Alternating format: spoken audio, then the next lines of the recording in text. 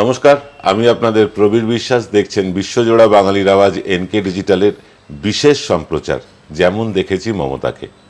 এর আগের দিন আপনারা শুনেছেন বিশিষ্ট সাংবাদিক জয়ন্ত ঘোষালের কথা। আজ চলে এসেছি আমরা আরও একজন প্রথিতযশা সাংবাদিক সুমনদার কাছে। সুমন ভট্টাচার্য, যিনি কাছ থেকে মমতা বন্দ্যোপাধ্যায়কে দেখেছেন এবং কেমন দেখেছেন, অন্য মমতা কেমন, রাজনীতির বাইরে মমতা কেমন, সেই বিষয়ে আজকে আমরা গল্প করতে এসেছি, আড্ডা মারতে এসেছি সুমনদার সাথে। সুমনদা, আপনাকে স্বাগত জানাবো না, চ্যানেলটা আপনারই, স্বাগত জানাবো না, তবু আপনাকে এটা বলবো যে আপনি তো মমতা বন্দ্যোপাধ্যায়কে খুব কাছ থেকে দেখেছেন, তো আপনি একটু আমাদের দর্শকদেরকে আলোকপাত করুন যে রাজনীতির বাইরের মমতা বন্দ্যোপাধ্যায় কেমন। দেখুন, প্রথমে আমি একটা জিনিস ক্ল্যারিফাই করব। আমি যে মমতা বন্দ্যোপাধ্যায়কে খুব কাছ থেকে দেখেছি, তিনি বিরোধী নেত্রী ছিলেন, ফলে তার কাছে অ্যাক্সেস পাওয়া বা তার সঙ্গে যোগাযোগ রাখাটা অনেক সহজ ছিল। মমতা বন্দ্যোপাধ্যায় মুখ্যমন্ত্রী হওয়ার পর আমি তাকে ততটা ঘনিষ্ঠভাবে দেখিনি। এই যে মমতা বন্দ্যোপাধ্যায় যখন মমতা বন্দ্যোপাধ্যায় হয়ে উঠছেন, অর্থাৎ প্রথমে যখন তিনি রাজ্য যুব কংগ্রেসের সভানেত্রী, তারপর যখন তিনি পশ্চিমবঙ্গ কংগ্রেসের প্রধানতম মুখ, তারপর যখন তিনি তৃণমূল তৈরি করলেন, এই পর্বগুলো আমি দেখেছি। আমার প্রাইমারি অবজারভেশন মনে হয়েছে যে মমতা বন্দ্যোপাধ্যায় রাজনীতির বাইরে বা রাজনীতির মধ্যেও তিনি অত্যন্ত একজন স্নেহপ্রবণ এবং একজন অনুভূতিপ্রবণ মহিলা। স্নেহপ্রবণ কথাটা আমি এই কারণে বলছি, আমার এখনও মনে আছে যে আমরা যখন প্রথম মমতা বন্দ্যোপাধ্যায় যে লোকসভা নির্বাচনটায় প্রথম 7জন লোকসভা সাংসদ জিতলেন, তার আগের 6 মাসটা তখন আমি যে কাগজে চাকরি করতাম, সেই কাগজে চাকরি করার সূত্রে মমতা বন্দ্যোপাধ্যায়ের সঙ্গে প্রায় সব জেলায় গেছিলাম। 6 মাস বা একটু বেশিও হতে পারে। তো ফলে যেদিনকে লোকসভা নির্বাচনের ফলাফল বেরোচ্ছে, সেই দিনটায় সবাই খুব উত্তেজিত ছিলাম। মমতা বন্দ্যোপাধ্যায় নিজেও খুব উত্তেজিত ছিলেন। কিন্তু আমার এখনও মনে আছে, আমি অনেক দেরিতে সেদিনকে মমতা বন্দ্যোপাধ্যায়ের কাছে গিয়ে পৌঁছই, ওনার কালীঘাটের বাড়িতে, যেখানে উনি তখন ব্রিফ করতেন। অলমোস্ট বিকেল 4টে, দুপুর 12টা অবধি তো একটা উত্তেজনা ছিল, তখনও ইভিএমের যুগ নয়।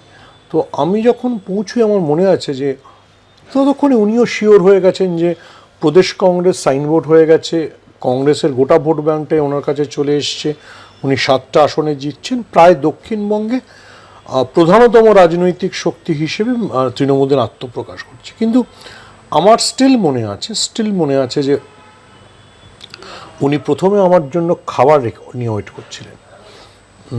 তখন তৃণমূল সবে বিরোধী স্পেসটা অকুপাই করছে। আমার এখনও মনে আছে, ফ্রাইড রাইস চিলি চিকেন নিয়ে উনি ওয়েট করছিলেন।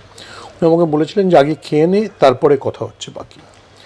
সো ওনার সাথে যতটুকু ইন্টারাকশান আমার গোটা জীবনে ঘটেছে, তাতে আমি সবসময় মনে হয়েছে যে উনি ভীষণ স্নেহপ্রবণ একজন মহিলা, এবং সেই স্নেহপ্রবণতাটা ওনার কখনো কাটেনি। উনি রেগেছেন, অবশ্যই রাগ করেছেন, রেগে গিয়েছেন, কিন্তু এবং আমি দীর্ঘ সময় যে সংবাদপত্রে চাকরি করেছি, যে সংবাদপত্র এবং যে টেলিভিশন চ্যানেল, যে সেখানে একটা বড় লম্বা সময় তারা তৃণমূল বিরোধী খবরই করত, এবং যেহেতু সে খবর আমি বিটটা করতাম, ফলে ওনার রাগ হতেই পারত। কিন্তু উনি এটা খুব স্পষ্টভাবে, অন্তত আমার ক্ষেত্রে, বুঝেছিলেন যে খবরের কাগজের পলিসি, উনি ব্যক্তিগত বিষয়ে কখনো আলাদা করে আক্রমণ করেননি। আমার এখনও মনে আছে, তখন আমার সদ্য বিয়ে হয়েছে, আমরা ত্রিপুরা গেছিলাম। আমরা ত্রিপুরা থেকে একটা শাল ওনার জন্য কিনে এনেছিলাম। তো শালটা আমরা ওনাকে ফিরে আসার পর দিলাম। তার কিছুদিন বাদে উনি একটা কোথাও যান, আমি ভুলে গেছি, বিদেশে কোথাও। তো উনি একটা অন্য ধরনের শাড়ি, বোধহয় সেই সময় প্রথম তৃণমূলের ওই প্রতীক দেওয়া শাড়ি তৈরি হচ্ছিল, ওটা উনি নিয়ে এসে আমার স্ত্রীকে দেন। দেওয়ার পরে উনি একটা মজার লোক, তো মজার লোক হিসেবে আমাদের বলেছিলেন, এটা কিন্তু ওই শালটার বদলি হিসেবে দিলাম না, এমনি দিলাম। তো আমার নিজের ওনার সম্পর্কে যে এস্টিমেশন, যে উনি মুখ্যমন্ত্রী হয়ে যাওয়ার পর অবশ্যই তো মুখ্যমন্ত্রী নন, গোটা ভারতবর্ষের রাজনীতির অন্যতম প্রধান মুখ।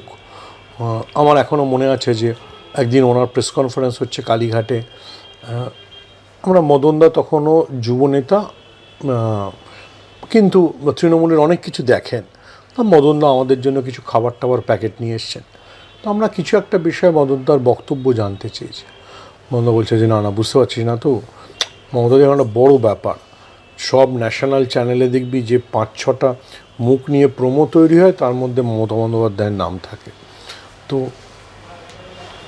ফলে মমতা বন্দ্যোপাধ্যায় সম্পর্কে কোনো মন্তব্য করার আগে অনেকবার ভাবতে হবে। কিন্তু আমি আপনাকে যে কথাটা বলার চেষ্টা করলাম,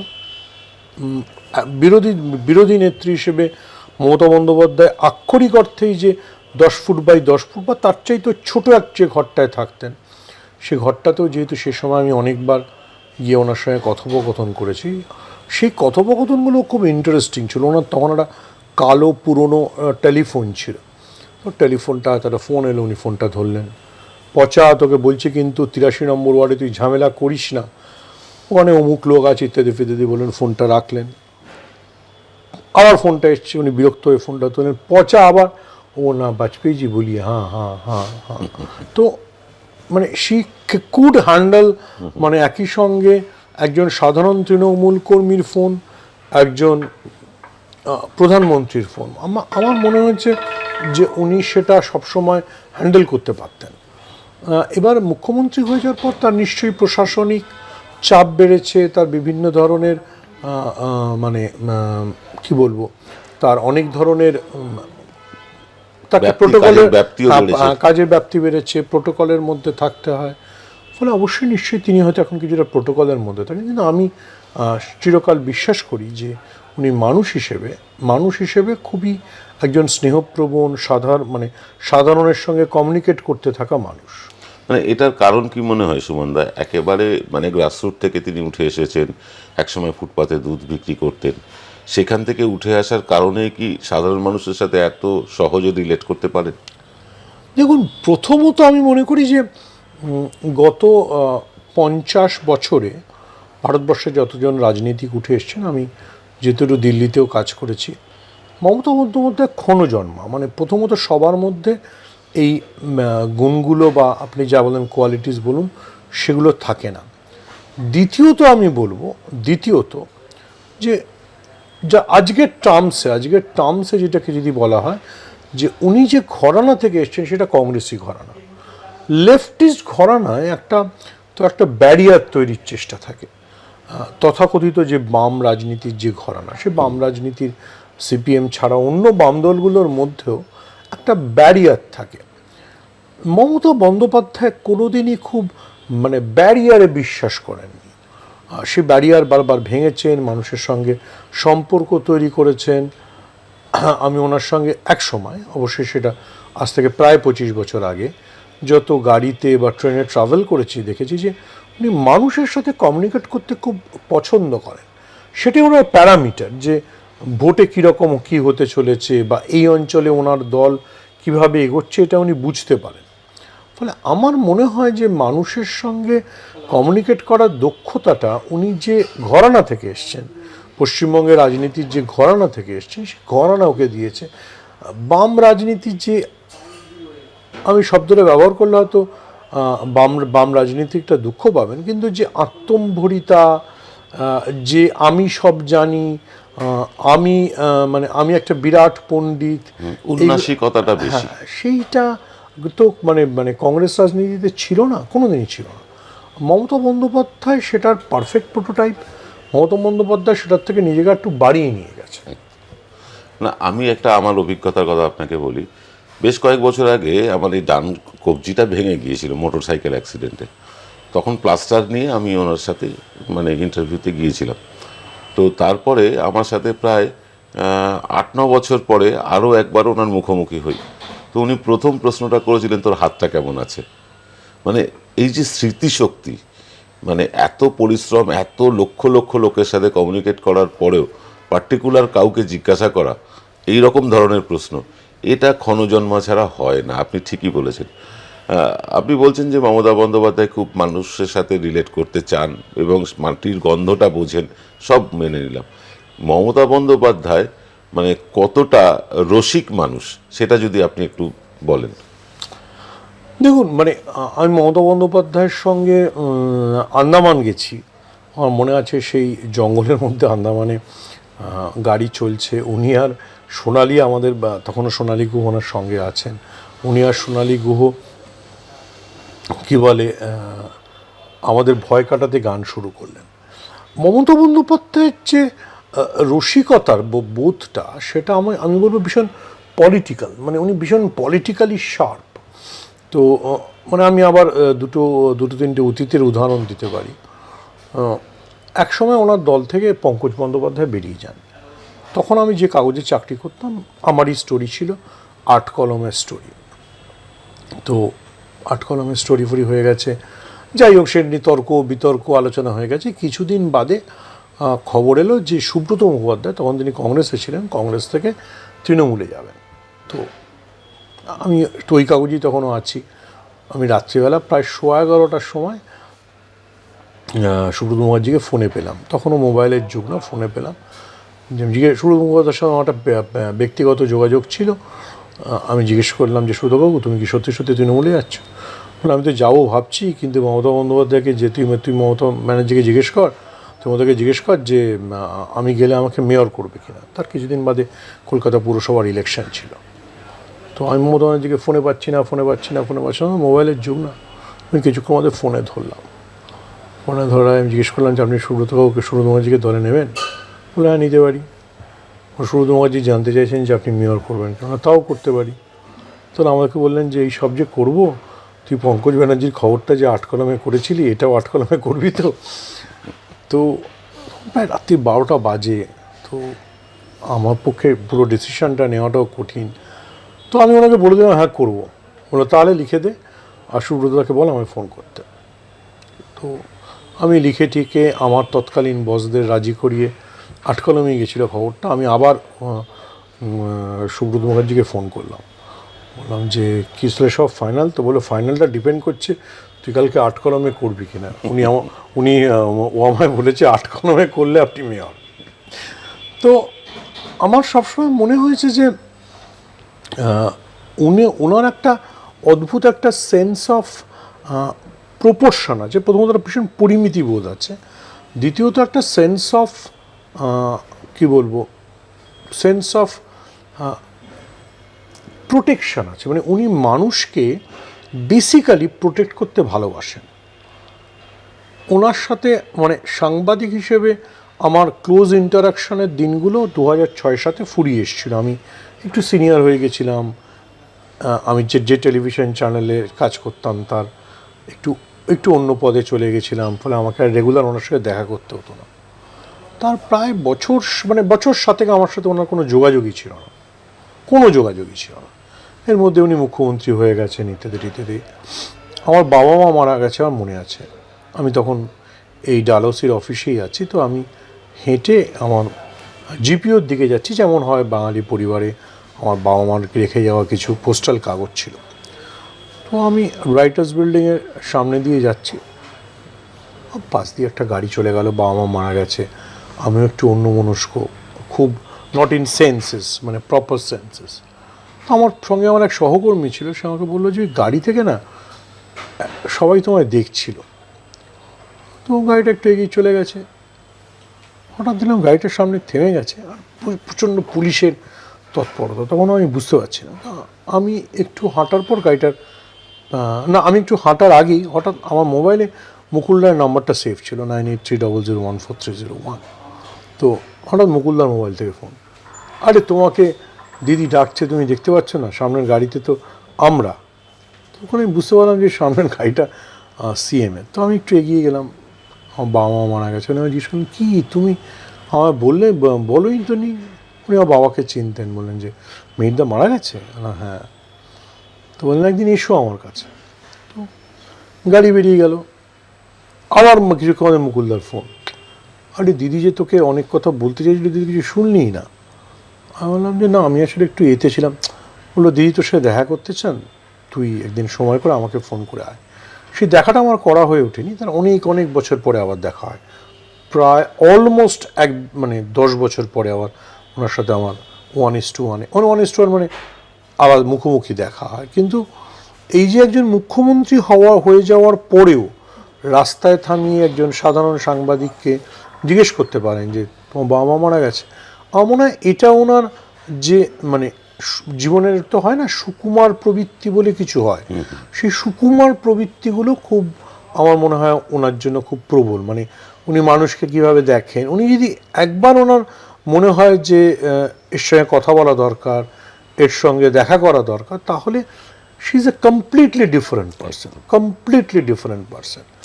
মজা তো উনি নিশ্চয়ই করেন। এখন দু একটা মানে কি বলে, উনি সৌজন্যতে যখন সামাজিকভাবে বিশিষ্টদের ডেকে খাইয়েছেন, তখন আমি সেখানে ছিলাম। আমি দেখেছি যে উনি কবির সুমনের গান শুনতে যতটা তৎপর, যে কবিরদা আমাকে কিন্তু ক্যাসেটটা পাঠিয়ে দেবেন। বা একটা ঘটনা আমার মনে আছে, জয় গোস্বামী পড়ে গেছিলেন, হঠাৎ করে জয়দার মাথা ঘুরে যায়, জয়দা পড়ে যান, তো উনি নিজে ব্যবস্থা করলেন যেন আগে চিকিৎসক এসে জয় গোস্বামীকে দেখে, তারপর যেন মানে গোটা খাওয়া দাওয়ার পর্বটা শুরু হয়। তো আমার মনে হয় যে আবারও আমি বলছি যে আমাদের কিছু জীবনের ফাইনার কোয়ালিটিস থাকে, তো সেই ফাইনার কোয়ালিটিসগুলো ওনার মধ্যে খুব প্রবল, মানে সেই ফাইনার কোয়ালিটিস দিয়ে উনি মানুষকে ডিল করেন। আমরা সুমনদার সাথে আমাদের আলাপচারিতা চালিয়ে যাব, কিন্তু তার আগে নিতে হবে ছোট্ট একটা বিরতি। ফিরছি বিরতির পর। এবার সাধ্যের মধ্যেই হবে মধ্যবিত্তের স্বাদ পূরণ। নতুন বাড়ি, নতুন স্বপ্ন, সুখের নতুন অধ্যায় শুরু হোক এই উৎসবে। Ashoka group, রিডিফাইনিং realty. ফোন করুন 9163502850। ফিরে এলাম বিরতির পর। আমরা গল্প করছি সুমনদার সাথে। সুমনদা আমার অত্যন্ত প্রিয় মানুষ। সুমনদার মুখ থেকে শুনছি মমতা বন্দ্যোপাধ্যায়কে তিনি কেমন দেখেছেন। আমরা শুনলাম অনেক বর্ণনা, অনেক না জানা কথা শুনলাম সুমনদার কাছ থেকে। সুমনদা, মমতা বন্দ্যোপাধ্যায় আটপৌরে বাঙালি, মানে একেবারে আর 5টা বাঙালি মহিলা যেমন হন উনি তেমনই, ওনার মধ্যে আলাদা করে কিছু খুঁজে পাওয়ার নেই।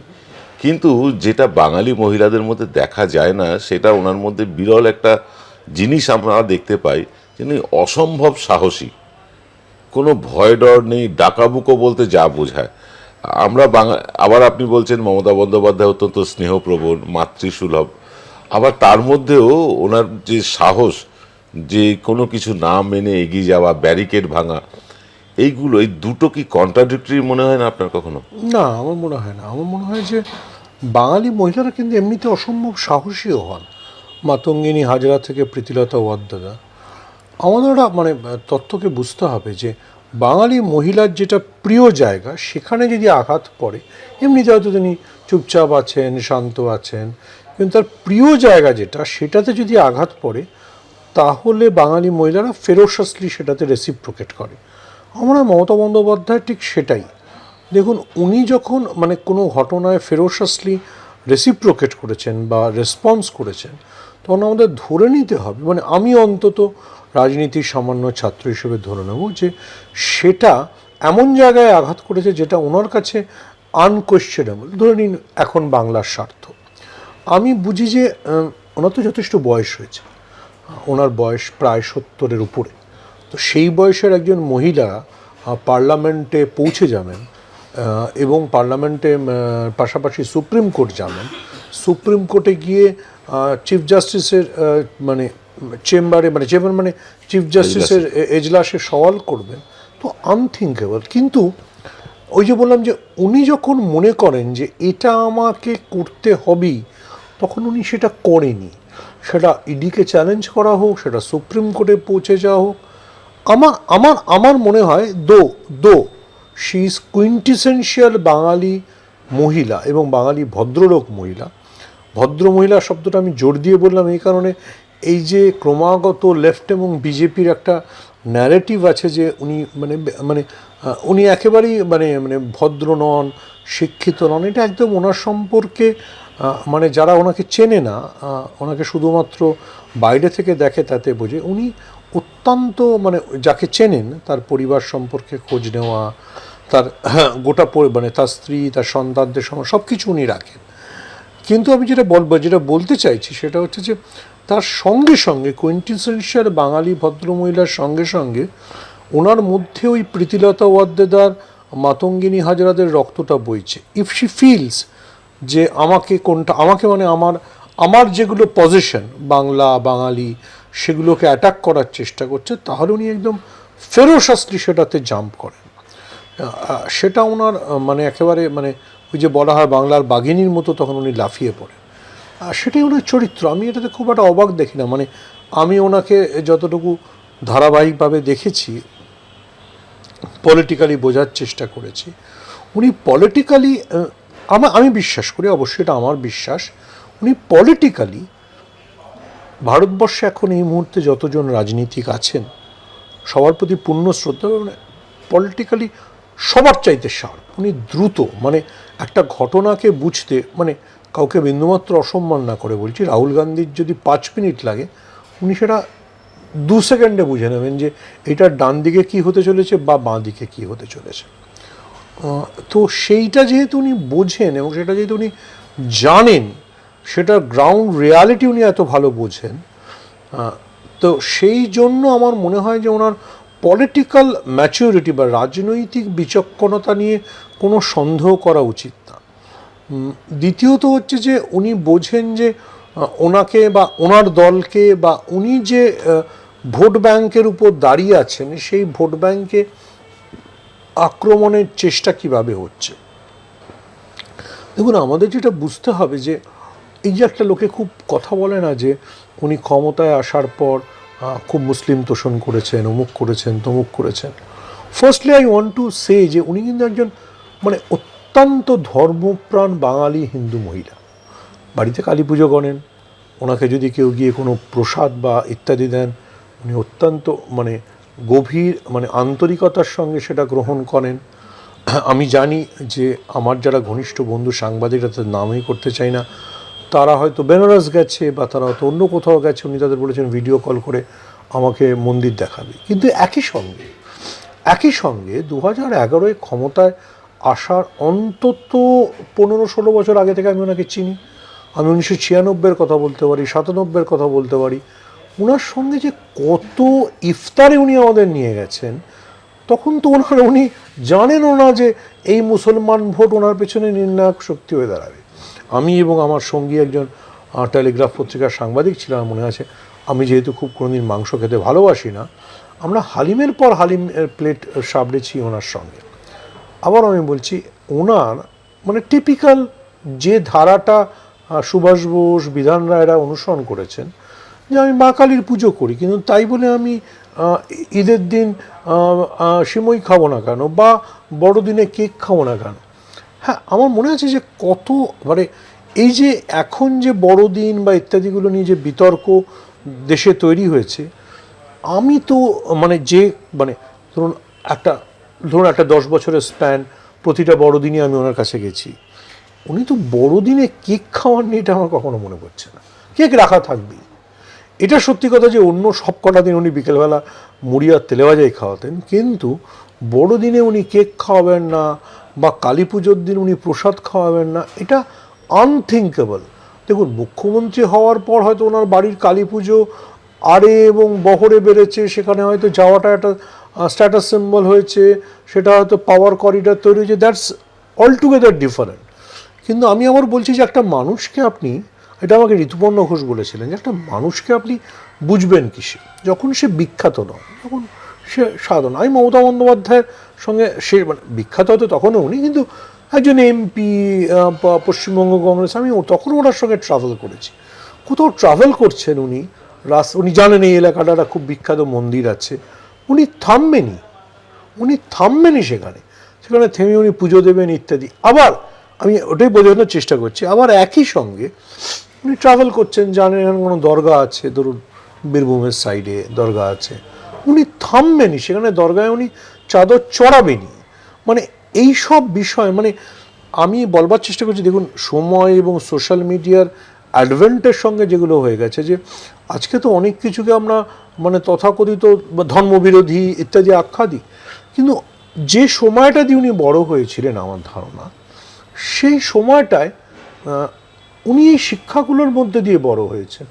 আমার মানে আমি কিন্তু আমি উনি এখন উনি ক্ষমতায়, মুখ্যমন্ত্রী, ইফতার হয়, মেয়র ফিরহাদ হাকিম ইফতার দেন, আমি সেই ইফতারে যাই, কিন্তু আমি ওনার সঙ্গে বলছি যে before she became chief minister, তার আগের 15 বছরে বা ধরুন তার আগের 15 বছরে মাসে তো ইফতারের দিন ধরুন 30টা রোজার দিনে ধরুন 450 ইফতার হয়। আমি বলছি, আমি একটু স্প্রেড করে যদি বলি, 20 বছরে যদি 30টা রোজার দিনে যদি 600টা ইফতার হয়, আমি ওনার সাথে অন্তত ইফ নট মোর, অন্তত 300 ইফতারে গেছি। 300। আচ্ছা, তো 300 ইফতারে আই হ্যাভ নেভার সিন যে শি ইজ হেজিটেটিং। দেখুন, সমস্যা কী হয় যে আমাদের দেশে তথাকথিত সেকুলার রাজনীতিকদেরও আমি দেখেছি যে যখন সামনে একটা মুসলিম চলে এসছে বা ইত্যাদি, তখন সে কীভাবে রেসপন্স করছে। আমাদের বারবার মনে রাখতে হবে যে উনি তো সিদ্ধার্থ শঙ্কর রায়কে খুব গভীরভাবে অনুসরণ করেছেন, এবং মানুদার পলিটিক্সের অন্য দিক নিয়ে যা বিতর্ক থাকতে পারে, মানুদা ইজ ফিয়ার্সলি সেকুলার, ফিয়ার্সলি ধর্মনিরপেক্ষ, ফিয়ার্সলি মানুষের ইকুয়ালিটিতে বিশ্বাস করেন। তো এই যে আমি যেগুলো বলছি প্রচণ্ডভাবে বিশ্বাস করেন, সেইটা মমতা বন্দ্যোপাধ্যায়ও নিয়েছেন। দেখুন, এটা আজকে রাজনৈতিকভাবে আপনাকে 33% আসন মহিলাদের দিতে হয়, কিন্তু আমরা কেন ভুলে যাচ্ছি যে মমতা বন্দ্যোপাধ্যায় যখন দল তৈরি করেছেন তখন ওই বিধিগুলো আসেনি, তখনও তিনি 33% দলে মহিলাদের নিয়ে এসছেন। কাকলি ঘোষ দস্তিদাররা রাজনীতিতে এসে গেছেন মমতা বন্দ্যোপাধ্যায়ের সৌজন্যে অনেক আগে, জিতছেন হয়তো পরে, কিন্তু মহিলাদের অধিকার দিতে হবে, সংখ্যালঘুদের অধিকার দিতে হবে, দলিতদের অধিকার দিতে হবে। এই যে পুরনো গান্ধিয়ান যে থিওরি বা পলিটিক্সগুলো, সেগুলো মমতা বন্দ্যোপাধ্যায়ের করে আছে। ওটা উনি এই যে লোকে বলে না যে না উনি এখন বলেছেন যে দুধেল গাই, এগুলো একদম ফালতু কথা। উনি ওনার সাথে যে মুসলমানদের যে সম্পর্ক, সেই সম্পর্কটা উনি যখন বিরোধী নেত্রী তখন থেকে, উই মাস্ট নট ফরগেট যে সঞ্জয় দত্ত যখন পোটা মামলায় অ্যারেস্ট হয়েছেন, তার বাবা সুনীল দাস, বম্বের অত বড় হিরো, কংগ্রেসের সাংসদ, তিনি এসছেন পোটা মামলায় যাতে সংখ্যালঘুদের হয়রান না করা হয় সেই জন্য মমতা বন্দ্যোপাধ্যায়ের কাছে। সো মমতা বন্দ্যোপাধ্যায় ওয়াজ ভেরি ক্লিয়ার যে, এবং তখন ওনার সরকার, যে পোটাতে কাদের হয়রান করা হচ্ছে, কেন হয়রান করা হচ্ছে। আমার এখনও মনে আছে যে it was very clear in my mind. আমি সেদিনকে ওনার বাড়িতে ছিলাম যখন সঞ্জয় দত্ত এলেন, দেখা করলেন উনি, তখনও আমি একটু সিনিয়র হয়ে গেছি, বাট উনি চেয়েছিলেন যে আমি আসি, তো আমি এসেছিলাম। তো আমি সঞ্জয় দত্ত চলে গেছেন, ওনাকে ধন্যবাদ জানিয়ে তখন আমি জিজ্ঞেস করলাম যে আপনি কেসটা নেবেন, এটা তো আপনার দলের বিরুদ্ধে। অফ দি রেকর্ড উনি কথা বলছেন, আমাকে বললেন, শোন, ভুলে গেছিস না সঞ্জয়ের মা ছিল নার্গিস, হু ওয়াজ এ মুসলিম, ওকে না ওই জন্য টার্গেট করছে। তো এই যে ওনার সব সেন্স যে ওর বাবা না শিখ ছিল, বুঝলি তো, ওদের পরিবারে একটা ওই ভেলোর আছে, ওই বীরত্বের একটা ইতিহাস আছে, উনি সেটা মনে রাখেন। She understands all this nuances. আমরা যারা অফেন আমাদের সমস্যা হচ্ছে যে, আমি বিশেষ করে 2011 পরবর্তী যে ন্যারেটিভগুলোকে দেখেছি, যে ওনাকে একটা বোকা, ভীষণ একটা কি বলবো সাদাসিধে, একটা স্টুপিড, যিনি উচ্চারণ করতে পারেন না, যিনি এগুলো বলেন, এগুলো ভাবে এই লেফটিস্ট মিডিয়া ওনাকে পোর্ট্রে করেছে।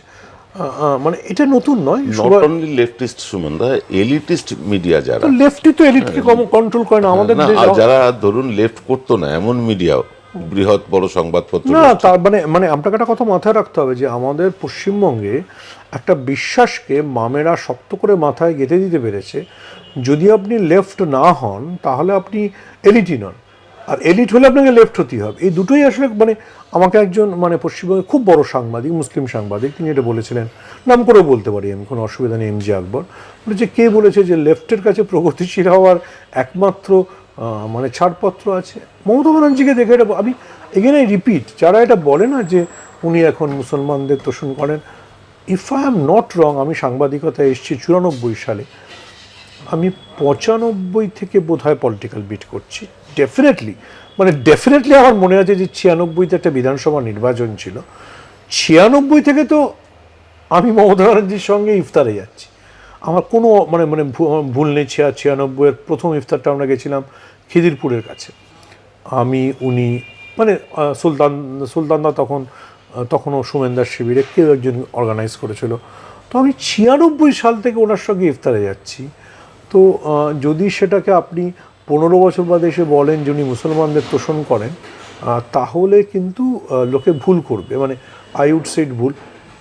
গতকালই আমার এক বন্ধু একটা বক্তৃতা দিচ্ছিল, it's like a Subhash Bose syndrome. Subhash Bose was a fiercely Hindu, রোজ কালী পুজো করতেন, বাসন্তী দেবীকে চিঠি লিখছেন যে আমি মা কালীর পুজো করতে। কিন্তু সুভাষ বোসের চাইতে সেকুলার, সুভাষ বোসের চাইতে মুসলিম এবং মহিলাদের জায়গা দেওয়ার ইতিহাস ভারতবর্ষের রাজনীতিতে খুব কম লোকের আছে।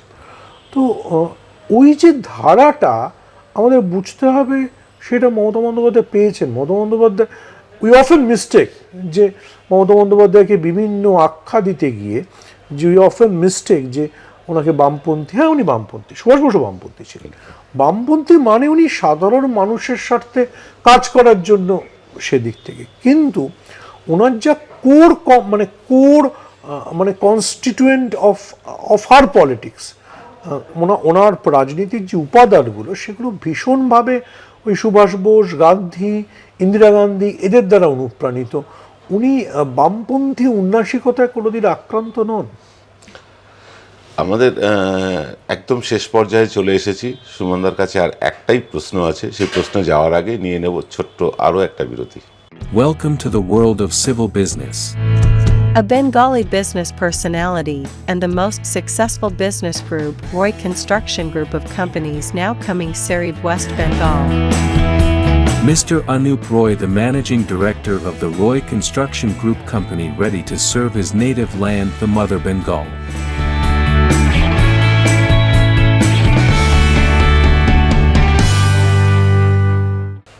ফিরে এলাম বিরতির পর। আমরা গল্প করছি সুমনদার সাথে। আমার অত্যন্ত পছন্দের সাংবাদিক শুধু নন, তিনি ব্যক্তিগতভাবে আমার বিশেষ বন্ধু।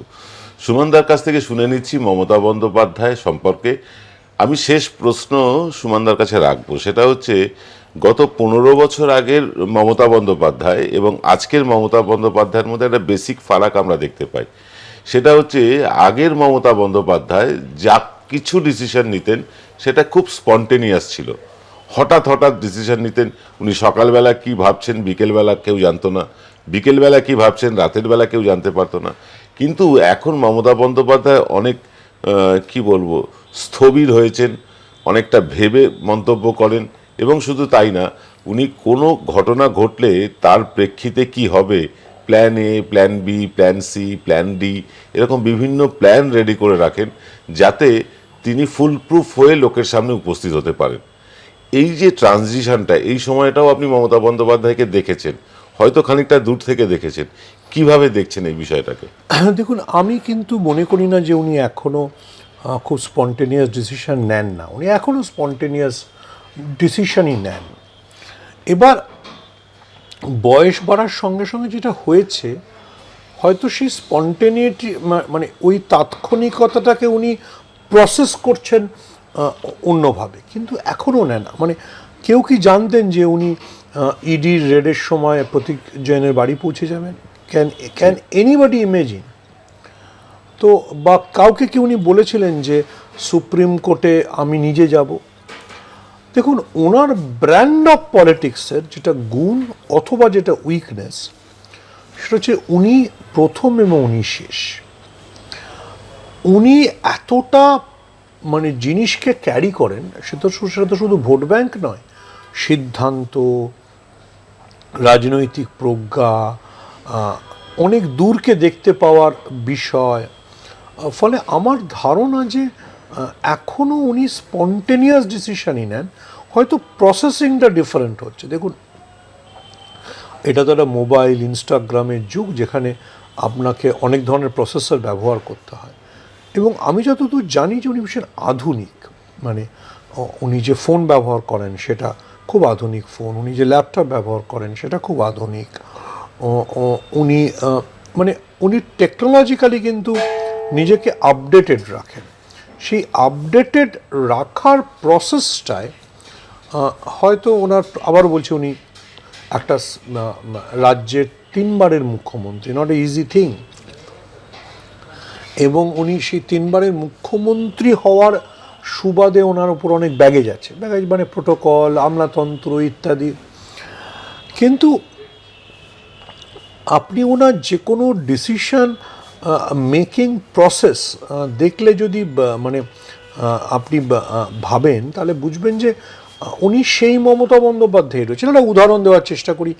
আমরা যে সময়টায় কথা বলছি, দাঁড়িয়ে বসে কথা বলছি বা দাঁড়িয়ে কথা বলছি, সেই সময় উনি কলকাতার পুলিশ কমিশনার করেছেন সুপ্রতিম সরকারকে। সুপ্রতিম দা কলেজে আমার চাইতে একটু সিনিয়র, আমি যে খবরে চাকরি করতাম সেখানেও একটু সিনিয়র।